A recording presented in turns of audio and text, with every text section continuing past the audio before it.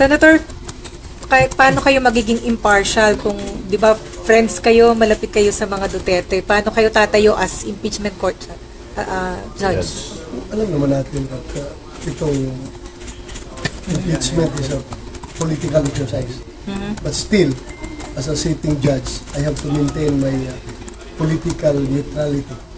I should be apolitical by this time. Once magsuot ako ng robe, pero hindi pa ako nakapasukat eh. Magawa daw kami ng tuga. Robe para judge talaga ang dating. Once suot ko na yan, I will have to maintain political neutrality. So kasi ngayon ipagpapalagay na definitely hindi nyo i-convict si VP. Bahala na kayo dyan kung ano yung naisip ninyo. Basta ako, I will maintain my political neutrality. Mahintay na lang nyo yung magiging buto ko pagdating sa butuhan.